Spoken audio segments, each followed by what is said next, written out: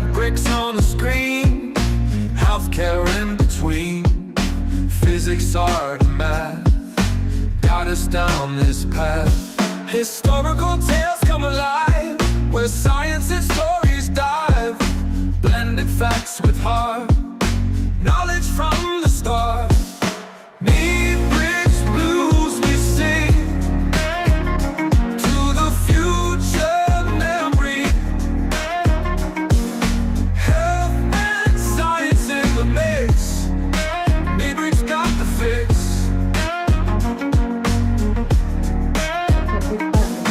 Complex subjects made clear, every episode with cheer. Ramona leads the way, explaining day by day. In the world of digital streams, turning knowledge into dreams. Through the tales of old, new stories unfold.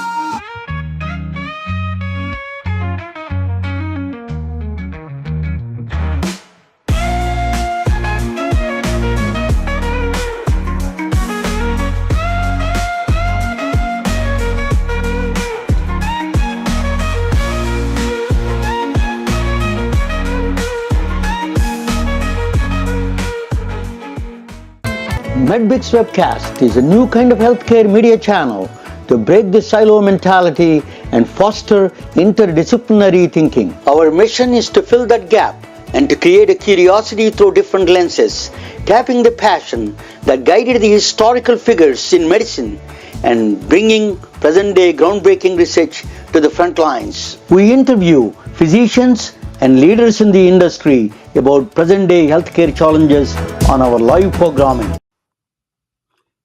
Hey, how are you? This is Ramana, MedBix Webcast.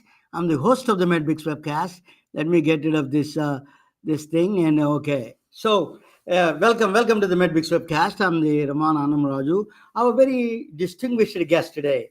She is the president of a national medical association, the largest African American medical association, physicians. You know, I was a very active member. I'm not a doctor, but I was a member of. I was actively helping and sponsoring a lot of events with Association of Black Cardiologists, National Medical Association. I was involved a little bit, but I have a lot of friends from both organizations, Dr. Williams, Dr. Hargrove, a lot of people, founders, all of them are very well connected with me. And I lived in most of my life in Atlanta, Georgia. I provided diagnostic services to a lot of doctors in south side of Atlanta. So I'm a very connected with the Black community. My ex-wife, she's from the actually South Carolina, small town, Georgetown, So there is absolutely nobody heard probably the town that she's outside of the town, like my village in India, small place. So I am really passionate about this. American healthcare system is a paradox. We spend more money, healthcare access and quality going down. What is equity is not even equity is the biggest problem now. Then on the top of it, we have an AI bias that's coming up from Silicon Valley, where I'm from. So we need to address a lot of problems. So I have a Dr. Yolanda Lawson. She's a she's the immediate past president of the National Medical Association. I met her actually. Then I attended a few conferences of NMA. So I really wonderful time, so I learned a lot. I met a very distinguished people from there. Because I'm living in Atlanta is a very epicenter of Black culture. I know my office was next to the Martin Luther King's birthplace on Auburn Street. So I'm very connected with Atlanta and the community itself. So I'm always fighting for the equity. It is a very easy to provide. Equity is not that difficult. It's not even expensive. I don't know why we make it so complicated. We will ask this one. We ask these questions. Dr. Yolanda Lawson, she's an OB-GYN from a doctor from Dallas, Texas. You cannot get anything hotter than that. Let me introduce. Welcome to the MedBix Webcast, Dr. Lawson. Good Tell evening. me a little bit about your background. I met you, but just give us a rundown of little bit about your background. Certainly. As you stated, I am an OB-GYN. I'm based out of Dallas, Texas. I actually grew up in Arkansas and I attended the University of Arkansas for Medical Sciences for medical school. And I've been in practice a little over 20 years here in Dallas. Texas, and I just again am the immediate past president of the National Medical Association. And during my tenure, I had three pillars that were of extreme importance to me. The first was the Black women's health agenda. And within that, really my focus was around cardiovascular disease in Black women. We understand those disparities, HIV disparities in Black women, and of course, the maternal mortality and reproductive health care issues. Secondly, I focused on digital health equity. So, as we, and hopefully we'll explore that a little bit tonight, thinking about the technology and innovation that's being provided in healthcare now, and but will it really close the equity gap? And just I want to ensure that communities of color and the underserved are not left out of the conversations. And then lastly, the physician workforce. It was extremely important to me. There are a lot of pressures on physicians this day. We know we continue to hear about shortages, but I'm equally concerned about preservation of the existing physician workforce. You know, before I go into serious mode, I wanted to ask you. I saw something on YouTube. You said that you're after 10th grade, after the physics class, you move you move to medicine. You're talking with a physicist now. I'm going to ask you a lot of physics questions.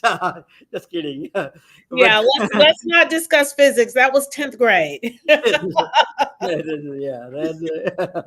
that's very interesting. Now it's ironic you're talking with a physicist now. Um, so you know that as you say that this is what is the enemy's mission? He eloquently said that all the four agendas he had: equity, and then women's health, and the cardiovascular health, and the maternal mortality. All those are important. Let us talk about different topic a little bit about clinical research. You know, one of the things is that the active participation of the, let us talk with the pay, you know, the phase one, phase two, phase three, right? Phase one is basically a small number of group with the with the dosage and the amount of the dosage. The second one is efficacy. Phase two, phase three is a large group that you do with large group. So in this phase, why it is always there is a, everybody knows, a lot of people in the healthcare industry know about Tuskegee experiment. So a lot of black community is very skeptical about these clinical trials. But you know that is a, tell us a little bit of background about that and why we need the diverse. You know, I interviewed, actually I want to mention to you this one. I interviewed a doctor from Stanford. She's the Sophia Yan, Dr. Wobi. She does birth control pills and all those things. Pandya Health, the CEO. She was telling me most of the medications they got it. She's the Asian woman. She was telling me that most of the medications don't work for the black community or other races. You know, because there are most of them are they geared towards the white woman and those kind of. I was surprised. You know, we as a man, I didn't know much. I didn't pay attention to it. Now I have a daughter that I got to worry about. So let me ask you a question. Why do we need the now that is a leeway to the why we need a diverse participant in the clinical trials. Tell us a little bit about the clinical trials aspect of it. Absolutely. So you mentioned the Tuskegee study. And so historically, you're correct. Historically, Black people have been reluctant due to mistrust of the system, right? That was government. And that's not the only example we could discuss tonight. We could think about cancer treatments and how Black persons were experimented on with cancer drugs, right? So we have those historical instance that occurred.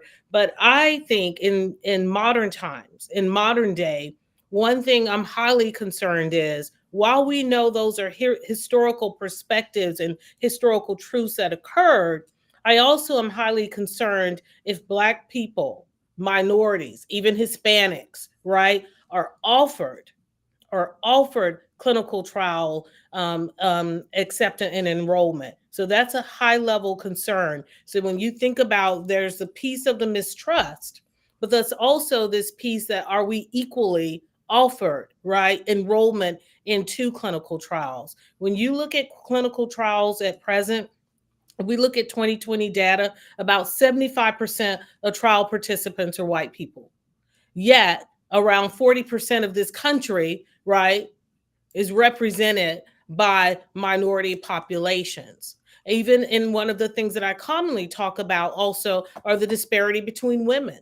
Women, of course, are not equally represented in these trials. And so you're correct in that when we think about disease states, we think about drug efficacy, of course, there is concern that things may not work, treatments may not work in us as well. You could take the instance even of women. Sometimes the side effects that women may experience may be different. And a lot of that just wasn't studied, right? Because if there's not representation in the trial concordant with the population, it makes it challenging. Not only does it make it challenging for the patient, it also makes it challenging for us as clinicians to have confidence in the therapies and the treatments and the drugs we're recommending if they'll work on our target populations. Absolutely. So, you mentioned the cardiovascular problems. Some of the beta blockers, for example, ACE inhibitors, did not work with a lot of colored, people outside of the white color. Non-white say did not work very well effective. That's a proven fact, in fact. It So, is a so proven fact, yeah. yes. So like, for example, anticoagulant drugs didn't work with a lot of these things. So so these are the things that why we need to do that you made a case for why we need to recruit black patients as a important participant in the clinical trials. They are an important component of the any clinical trial should be, right? Absolutely. So It's let me ask you on the other way around. Just not a black patient to know you're the enemy, past enemy, immediate past enemy president you are, but without the doctors, black doctors, that the cultural competency, understanding the culture, connecting with the cultural things, it's much more makes sense. So to recruit more black physicians to be part of the clinical investigators. Tell us a little bit about that if you don't mind. Absolutely. I can give you a personal story. This was approximately 2015, and I really wanted to be a researcher. I wanted to um, I wanted to enhance my career, right? And so the new fibroid drugs were coming out. Here I am, a black female OB-GYN in the South. I have the perfect patient population. I pursued it, and I had site visits. I thought, oh, this is great. I'll be able to actually study this and enroll and ensure and do my part, right, to ensure representation in the studies. And I was not selected. My site was not selected, and I was told because I did not have a full time right research nurse. And so I shared this story with my mentor, and he was very upset and angry. And he said, that's the problem. They should have helped you, right? Get the wrapped those services and helped you get the things that you need, because I certainly have the proper patient profile. So fast forward, I'm the current and principal investigator for a study now, because I really kind of gave up. It was very difficult for me as a black doctor to obtain um, to Any get a research clinical, study. It was very yeah, difficult. And so yeah. fast forward a few years ago, there was a study. And so I'm the principal investigator of a study now. It's called the Ebony Study. They're only recruiting black, cis, and Oh, really? transgender women. And this is around HIV prevention, the injectable drugs. But the reason this is important, because this company, obviously, we know that, again, HIV is another therapeutic area whereby women are understudied. And of course, when you look at the disparities of the epidemic in this country, I don't have to tell you, but we know who's affected, the black and brown people, and certainly blacks. When you look at 1 and 2 men who have sex with men or have a lifetime risk, right, of Yes. contracting HIV. So it's very important that we're represented in these trials and studies. And so I'm really happy to say I'm a principal investigator for that trial now. But again, that was a specific strategic and intentional, right, action by that company to recruit, right, Black investigators to reflect what the epidemic is in this country. Because, I think that I had one of my colleagues ask me, was I having difficulty recruiting for this study? And absolutely not. And I think it's because of that level of trust exists, right? And so we know that these disparities exist in this country. I could go on and on with you tonight talking about whether it's disparities with cancer for Black people, lung cancer, leading cause of death for Black men. Black men are twice as likely to die from prostate cancer. We could talk about cardiovascular disease. I don't have to talk to you about maternal mortality. All of these disparities exist. And I think this is one of the most important things we can do. Thinking about representation and diversity within trials to eliminate the healthcare disparities that exist in this country. So you're a recipient of a Johnson and Johnson fellowship, NFC something. Can you tell us a little bit about that? You said that you wrote a very nice piece about that. You mentioned about it in the on the Let article. me offer you clarity. So Johnson and Johnson highlighted the fact that so National Medical Fellowships is an entity that actually provides scholarships to disadvantaged medical students. Okay. I was a recipient of one of those scholarships as a student. Fast forward, they offered a diversity in clinical trials training. They were training physicians of color to become principal investigators. So they had a structured investigator training. And actually, I was one of the matriculants, and Johnson highlighted that fact. Okay. Very good. So let us talk about that a little bit. What are the things now you talked about? This is very important to recruit the physicians, Black physicians in the clinical research program. What are the things that Let us talk about solutions a little bit. If a good company has a good intentions, wants to do that, sometimes they may not know even. So what are the things you need? As you said that you needed a nurse at the time, full time. So what are the things you usually need to not only computer information, a lot of computer technology you need a lot of assistance. So tell us a little bit, what are the requirements you need as a physician point of view, from a physician point of view? So I want to back up because you said something they may not know, but I would beg to differ. We know that the FDA has placed an emphasis on equity in clinical trials. We also know that the NIH has placed an emphasis. Yes. So it's recognized. I think we all know that there is underrepresentation, Yes. right, of minority populations in these trials. So I don't think that it escapes them, but I do think that many companies in the industry as a whole has not been willing, right? I understand this balance. They want to go to the larger academic centers. They feel that they know that those people have the structures and will deliver for them. And so I what I've been told, that there is reluctance, right, to engage sometimes minority populations that may not be tried and true. But I do think what NMF did and others are doing, investing into developing, right, researchers and Mhm. investigators of color is a worthwhile effort. If Absolutely. if you continue to say you want to solve the problem, we continue to hear that. We continue to hear advancing equity. And so I get concerned because I just don't want that to be a trendy phrase or word. I want individuals and entities to stand behind that, right? I think, again, we recognize the issue. Oh What yeah. do you have to have in place? I think that it depends, right?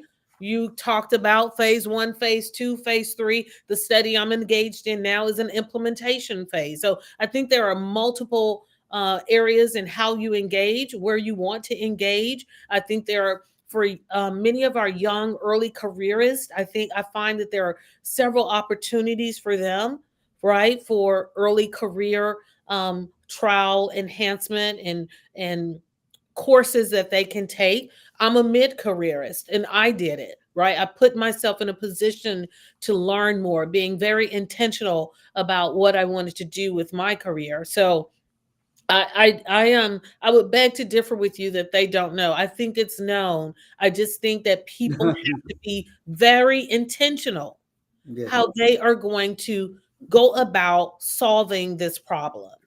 Yeah, actually, let me correct that my statement. If they have a good intentions, what they want to do, what they need to do, that is a second part of the question. If they have a good Secondary. intention, yeah, that is no question about that. This is the American healthcare system. I wanted to ask you. Not only you're saying something different now. Is you have a discrimination towards independent doctors versus academic institutions.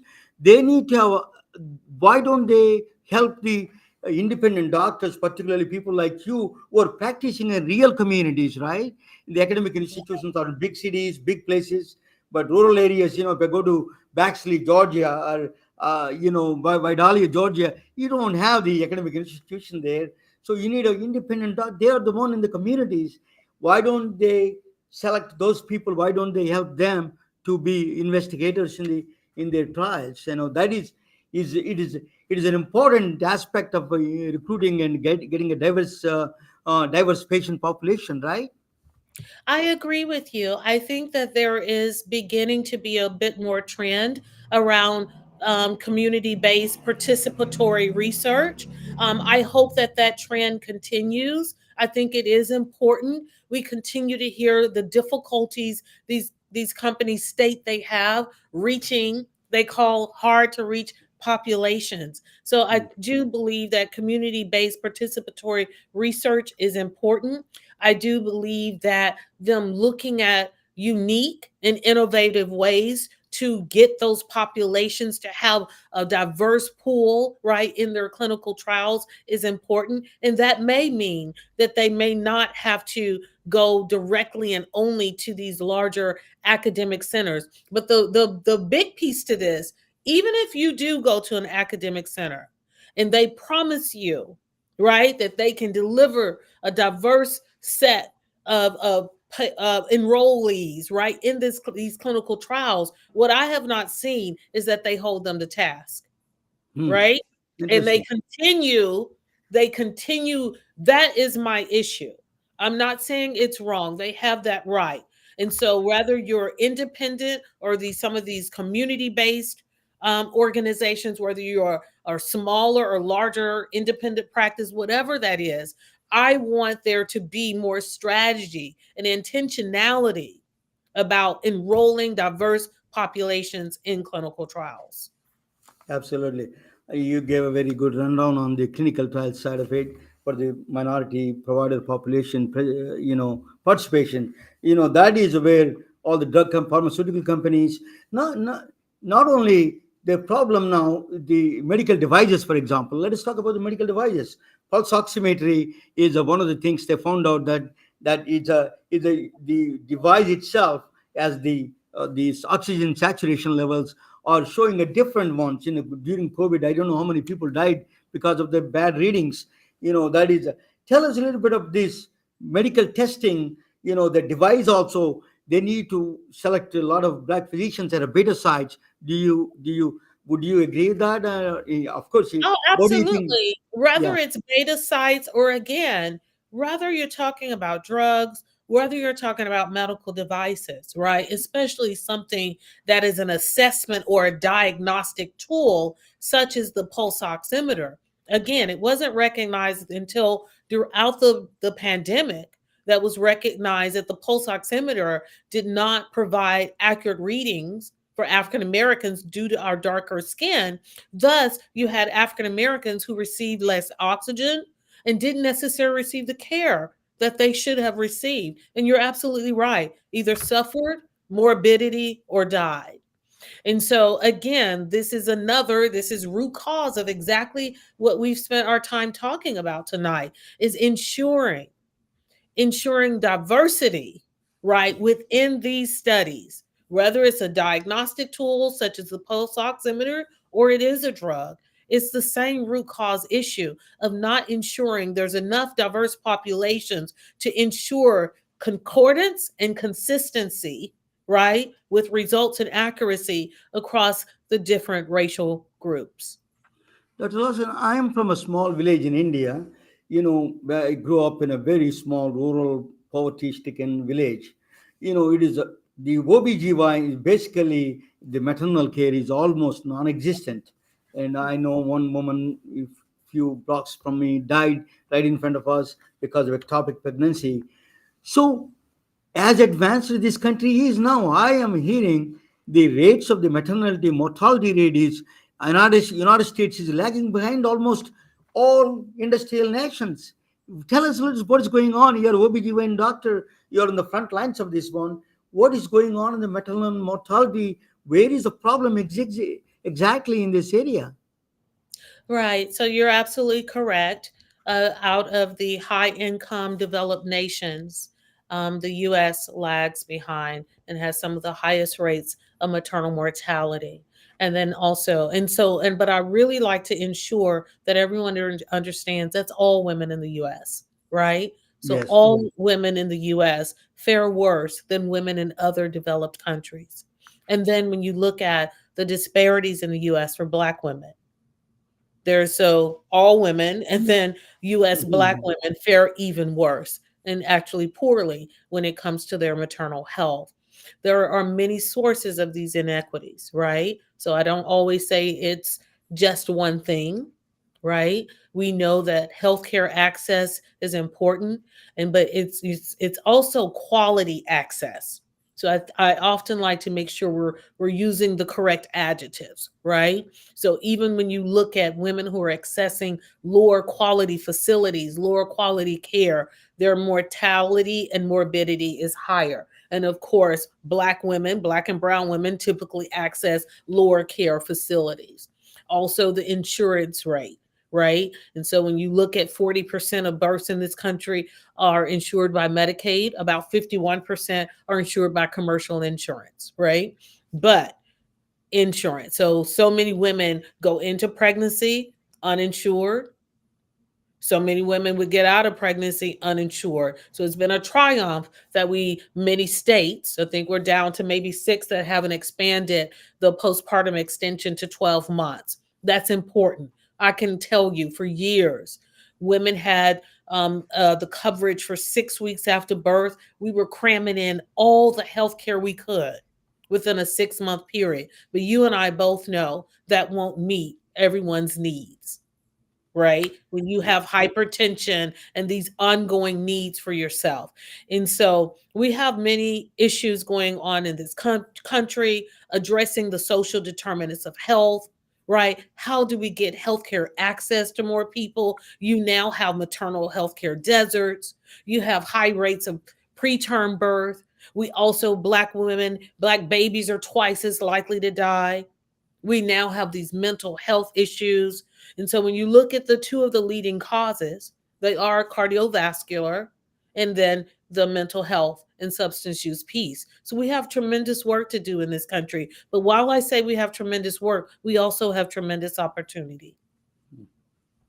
Oh, yeah, absolutely. So, I used to provide ultrasounds, radiology side of it in the rural Georgia. And then, some of the women, including white and black, all of the women in rural areas, they didn't even know until seventh month they have twins. That is a staggering for me that, coming from India, I thought they all have this one here. I was surprised at how behind this situation is. That was a wake up call to the, this is inequities of healthcare is unbelievable. That is we have to address that. That is the Martin Luther King says injustice of all, inequity of healthcare is the worst injustice, right? That's what he said. That is correct. Yes. So let me. So the now let us go to the. You asked about the mental health. Let us talk about mental health a little bit. I am a member of AREACH, an organization in Atlanta, Georgia, is providing a black youth the mental health support. We introduced a technology like a VR, virtual reality, and neurofeedback systems that I introduced it through an organization called AREACH, and I provided technology assistance for them in that area. It was a widely successful. Actually, everybody loved it. She's growing. The woman that I work with, Cathedra Phillips, and she's doing that. She's growing, and then she really, I'm a board member there. But it is really, it is mental health is one of the ignored ones in the. My son is a neuroscientist actually from Vanderbilt. He was actively involved with that organization, in fact. So tell us a little bit about mental health problems. That is one thing people don't talk. It is a myth that black people don't have mental health problems. This is kind of a thing. To tell us a little bit about that, what is going on with the mental health situation among the black communities. That's black people don't have mental health problems. Black people don't like to necessarily It is necessarily a myth, right? accept, Yeah, right? yeah, Necessarily accept. Oftentimes we are actually underdiagnosed, yes, right? So that is a real thing that many times we are often undiagnosed. It may be, again, if you do not have a physician or a healthcare provider who may be culturally competent, who understands culturally, right, your natural behavior. Sometimes it could be related to stoicism a little bit. And so that is a common thing. And so that's why that cultural concordance is so important, of having enough doctors of color to take care of all the various racial ethnicities in this country. That's why that's important. Because the other thing, so you have underdiagnosis, you have undertreatment. Oftentimes, and studies have shown, I'll give you an example for Black women, for instance. Even if they are prescribed an antidepressant, they're generally prescribed a shorter course, yeah. right? And so Black women tend to also rely on spirituality. And so it is always effective for me to offer, other than just medicine, right?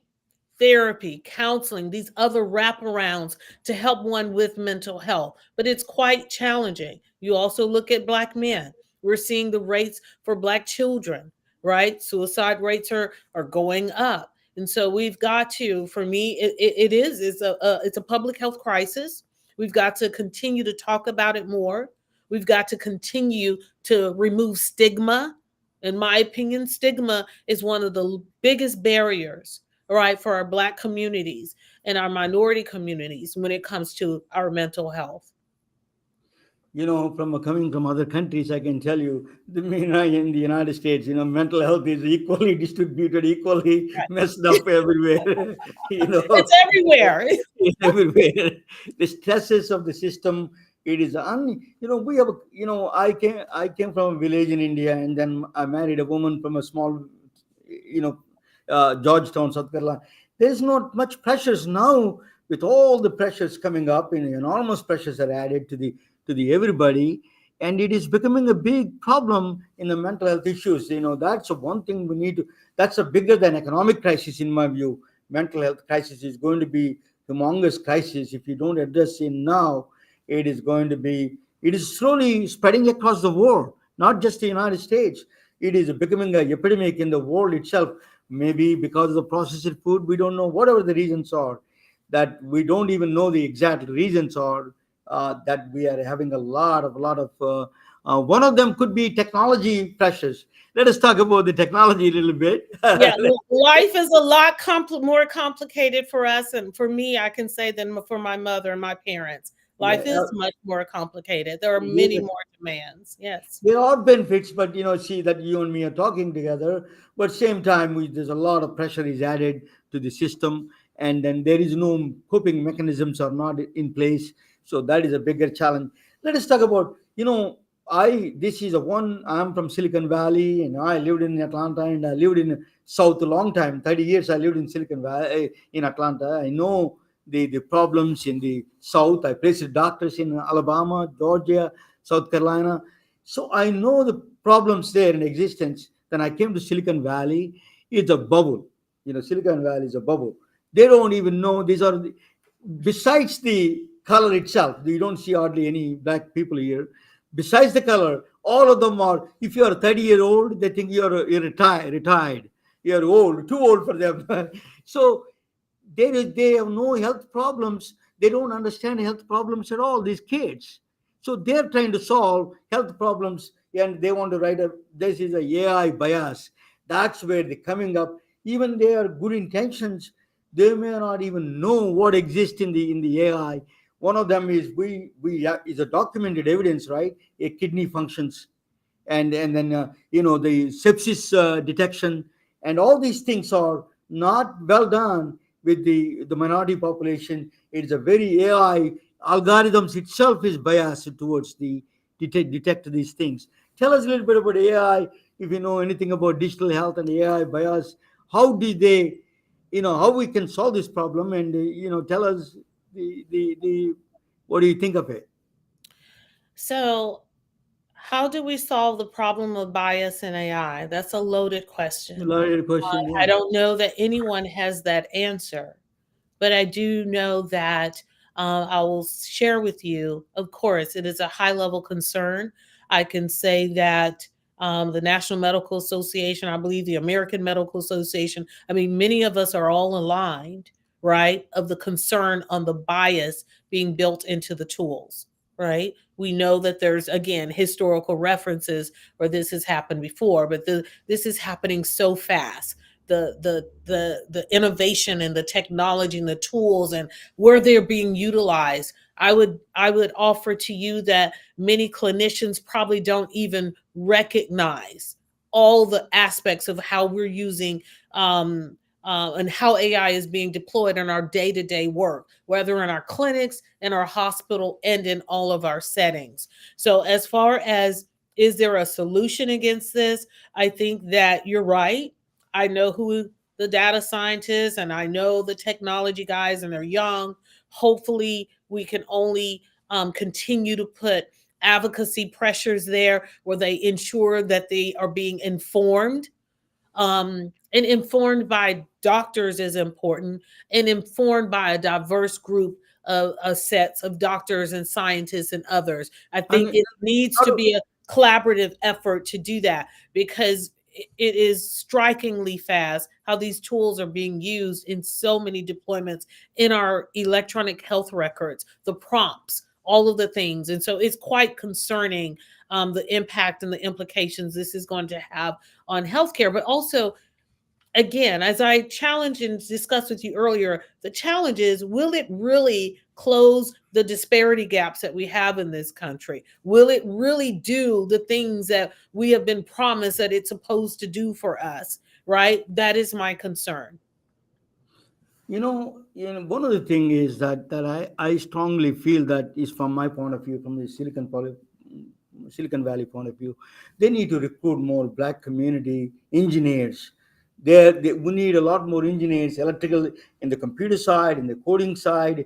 I have a Kimberly Brandt. She's a very active member here. She does the Black Girls Code, the program she runs it. She's a good friend of mine. So we need more people like that, more active members there, and recruiting more people there. Then the people get aware of what they can give input in that direction. Even though these young kids may not know all the bias and all those things, they grew up in bias, but they may not have an intentional bias, but they grew up in that bias. That's a big problem. So we need to solve that by recruiting more black engineers, black computer programmers. I think that's a very valuable asset. Not just not only Indian. As an Indian, I'm talking about not just Indians and Chinese. We need to have a lot more diverse group of people in the technology side. That would be us, that would solve the problems a little bit. I get concerned even on that. The data, the scientists, the engineers are doing one part. They're trying to make something work. I'm probably most concerned from a clinical application Yeah. when it's going to be used in healthcare. You really do need to be informed by clinicians. It is very, their work is completely different. Their focus as an engineer is on building that tool, right? And so sometimes when you're asking these tools to ask questions and things, you have to be very careful. And I commonly encounter this. And I do this work. I work with data scientists. I love innovation. I go to hackathons. I'm engaged in that space, but that it needs to be clinically informed, where it is again a holistic approach. Oh, absolutely. With I am just in every level there need to be participation. If it is Yes. not there, it is not just a with just the programmers only can. So they just can code it, but they need a perspective of the clinicians, a very Yes. important aspect of the clinical research and everything in that programming, particularly in that area. These technology companies need to have a consultants. They need to allocate funding for the minorities and see this. That's where the funding. Let us talk about the funding part. I think that's one of the advocacies missing here is the Silicon Valley companies asking for advocacy groups asking for funding. You need to allocate when you write any healthcare related program or any program you write. We want to allocate some money for the equity funding that makes sure that is comply with the equities and then is fair to everybody. That is one thing is missing. In fact, at the seeking for funding and active advocacy in that area. I think people like you can do that probably in the future. That's where it makes a huge difference. Let us talk about a little bit about music. My son is a neuroscientist. He is a he says that music is he's a rapper and he's a master's in neuroscience from Vanderbilt, and he wrote a lot of music and everything. He says that music has a power to heal a lot of mental health issues. So the sound as a therapy, actually the NIH started a sound therapy. Do you have some idea about this music as how do you, em- employ this music area for your moms and children and to soothing them out, the worries? What do you think of the music as a part of the disease protocol? I'm so shocked that you asked me that question. So I actually am working on a musical therapy project now. I definitely believe in music therapy. You're right. Dr. Francis Collins, NIH, right? A focus there. Many of the hospitals, my own hospital here, we have musicians. There's a musical therapy program at my hospital. Musicians play. We have harpists, pianists, and others who play in the hallways, many of our medical surgical floors. I'm actually working on a musical therapy project now. It's called Classical Therapy, looking at the impact of classical therapy on pregnant women. We know that it can reduce anxiety. We know that it is good for the neurocognitive aspects development for babies. So that's actually a personal passion of mine. So I didn't know you'd ask me that question, but yes, I definitely endorse it. And I would love to have a conversation with your son. Yeah, absolutely. My son is very actively does that, and he was a binaural beats he is talking about. I didn't even know they exist something like that. So he was talking about there's a lot of mental health issues. One of the areas he's employing is a music as a therapy. It's a very effective way to reach even the communities and then much more. So that is a very tool. That's where um, not only that all of them together is that we are all with the music can bring all of them together, all the races. So give us a final thought about yours. Tell us a little bit about what is our next steps are and what is planning to do next steps. So currently, I'm in a role and I'm focused on maternal and infant health and rolling out initiatives. One important aspect for me in all of the work that I do is that there is a community impact. That is highly important to me. So I think we can all work in our ivory towers, right? I think Mhm. it's very important that we are all in community informed when Yeah, we are deploying. We talked about drugs, we talked about devices, we talked about technology innovation tonight. I think it is so important to be community informed when you're working on things that are you expect the community to adopt and digest. So that is my role now. I am quite active and participating in community impact projects. And so, but thank you. I'm really honored that you would reach out and want to have a discussion with me and have this conversation. I really enjoyed it. It is truly an honor to have you, Dr. Yolanda Lawson. It's truly an honor and privilege. You are so informative, and you're one of the leading figures in the Black community, in the Black community, physician community. Thank you for joining with us. It's an absolute honor. Absolutely. Thank you. Good night, all of you guys. Good night. Telling their stories through our patented designs that can be worn on scrubs, t-shirts, printed on conference bags, and endless other promotional materials. Daily Wear for Medicine is the first ever of its kind to create curiosity in medicine through visual art. We at MedBricks are celebrating unsung heroes of the past who made enormous contributions to the field of medicine through our unique campaign called Daily Wear for Medicine. You can wear it, carry it, and give it